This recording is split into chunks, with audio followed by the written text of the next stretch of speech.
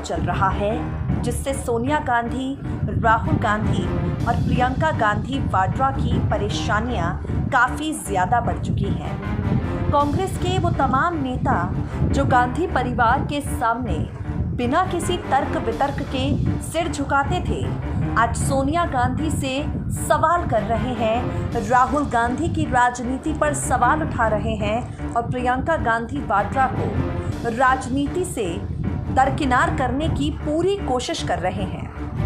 ये जो मंथन का दौर चल रहा है, इस खास रिपोर्ट में हम आपको बताएंगे इसमें से क्या क्या निकला, क्या क्या निकलेगा और अगर वक्त रहते परिस्थितियों को नहीं संभाला गया तो किस तरह ये मंथन का दौर एक बड़े घमासान में बदल जाएगा और उसके बाद कांग्रेस पूरी तरह से फर्श पर बिखर जाएगी।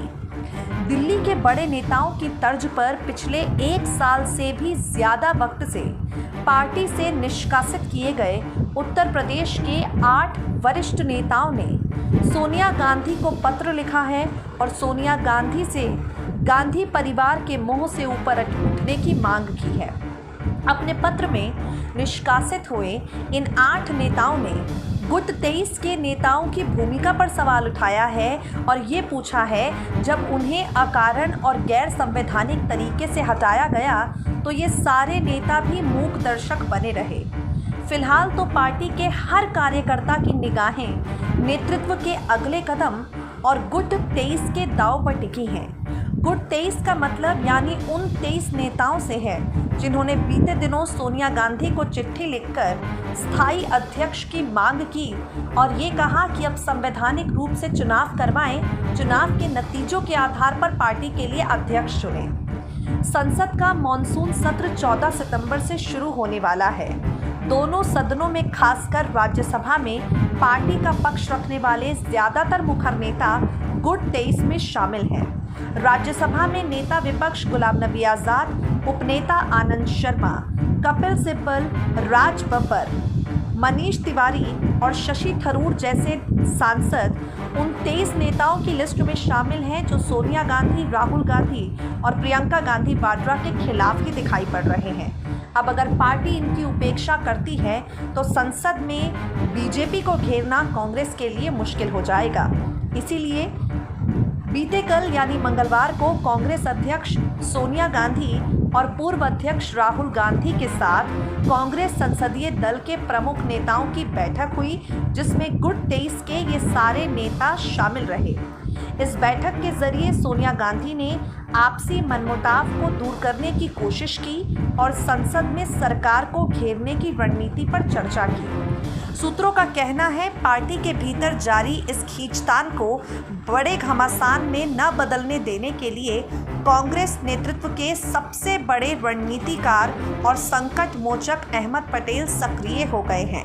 अहमद पटेल ने कांग्रेस अध्यक्ष के बदलाव को लेकर पत्र लिखने वाले 23 कांग्रेसी नेताओं से मुलाकातों का सिलसिला शुरू कर दिया है। दूसरी तरफ कांग्रेस नेतृत्व ने भी तेजी से फैसले लेने शुरू कर दिए हैं और इन फैसलों में एक संकेत ये साफ है, गुट 23 के नेताओं को फिलहाल पार्टी में कोई जिम्मेदारी नहीं दी जाएगी। कांग्रेस कार्य समिति की बैठक के फौरन बाद गठित राज्यसभा सांसदों की एक समिति में सदन में दल के नेता गुलाम नबी आज़ाद, उपनेता आनंद शर्मा और वरिष्ठ नेता कपिल सिब्बल के नाम नहीं हैं। यानी जिन नेताओं ने गांधी परिवार के खिलाफ आवाज़ उठाए, जिन वरिष्ठ नेताओं ने सोनिया गांधी को पत्र लिखा, फिलहाल पार्टी इन नेताओं को कोई जिम्मेदारी देने के मिजाज में नहीं है। इसी तरह उत्तर प्रदेश में प्रदेश संगठन की नई समितियां गठित की गई हैं, जिनमें किसी में भी पूर्व प्रदेश कांग्रेस अध्यक्ष राज बब्बर और पूर्व केंद्रीय मंत्री जितिन प्रसाद, साथ ही आरपीएन सिंह को नहीं रखा गया। इस पर पार्टी के प्रवक्ता का कहना है, अभी और भी कई घोषणाएं होनी हैं, इसलिए इन वरिष्ठ नेताओं को उनमें समाहित नहीं किया जा सकता। इसी तरह उत्तर प्रदेश की प्रभारी प्रियंका गांधी वाड्रा के लिए एक सलाहकार समिति गठित की गई है, जिसमें पार्टी ने वरिष्ठ नेता बेगम नूर बानो, पूर्व सांसद हरेंद्र मलिक और राकेश सचान के साथ 2 बार कांग्रेस की टिकट पर चुनाव लड़ चुके आचार्य प्रमोद कृष्णम को जगह दी है। लेकिन गुट 23 के किसी नेता को फिलहाल उत्तर प्रदेश की राजनीति में भी सीधे तौर पर शामिल नहीं किया। प्रियंका गांधी वाड्रा ने साफ संकेत दे दिया है। एक तरफ वो भाजपा के हिंदुत्व कार्ड और मुख्यमंत्री योगी आदित्यनाथ के मुकाबले एक दूसरे साधु आचार्य प्रमोद कृष्णम को आगे कर रही हैं, साथ ही यूपी में कांग्रेस ब्राह्मण कार्ड का पूरा फायदा लेना चाहती है। अब खबर आ रही है असंतोष को थामने में जुटे अहमद पटेल को लेकर। अहमद पटेल की मुलाकात गुलाम नबी आज़ाद, आनंद शर्मा, कपिल सिब्बल से हो चुकी है। मुकुल वासनिक, भूपेंद्र सिंह हुड्डा, वीरप्पा मोइली आदि से उनकी बात हुई है। जितिन प्रसाद से प्रियंका गांधी ने बात करके उन्हें समझाया है। बताया जा रहा है उधर गुट 23 के नेता अपने कदम पीछे खींचने को तैयार नहीं हैं, क्योंकि कांग्रेस कार्य समिति की बैठक के फौरन बाद गुलाम नबी आज़ाद ने एक न्यूज़ एजेंसी को लंबा चौड़ा इंटरव्यू दिया, अपने तेवर दिखाए।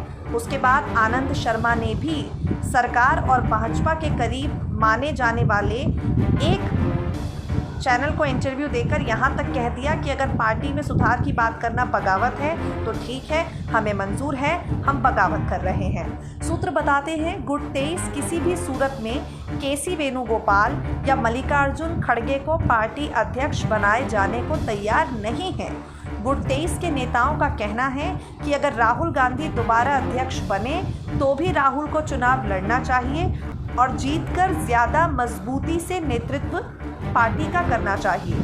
इस गुट के एक नेता के मुताबिक राहुल या प्रियंका अगर अध्यक्ष पद के चुनाव में उतरेंगे तो शायद ही कोई उनके खिलाफ नामांकन भरे, और अगर किसी ने भरा भी तो उसका नतीजा भी वैसा ही होगा जैसा सोनिया गांधी के मुकाबले में जितेंद्र प्रसाद का हुआ था।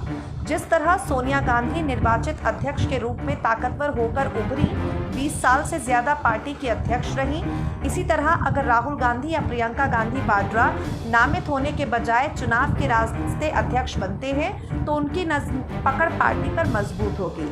कुल मिलाकर कहा जाए तो गुट 23 के नेताओं का कहना है राहुल गांधी या प्रियंका गांधी वाड्रा अध्यक्ष पद की कमान अपने हाथों में लेना चाहते हैं तो ज़रूरी है कि ये दोनों ही पहले नामांकन भरें, चुनाव लड़ें और अगर जीते तब अध्यक्ष पद संभालें।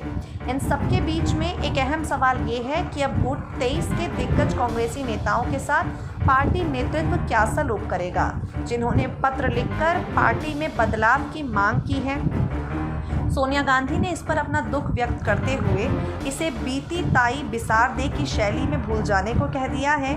लेकिन जिस तरह कार्य समिति की बैठक में वरिष्ठ नेता और महासचिव अंबिका सोनी ने पत्र लिखने और उसे मीडिया में लीक किए जाने वालों के खिलाफ कार्यवाही की मांग की है, साफ मालूम पड़ता है कि पार्टी गुट 23 के नेताओं के खिलाफ कोई ठोस कदम भी उठा सकती है। SPN 9 न्यूज़ रूम की रिपोर्ट।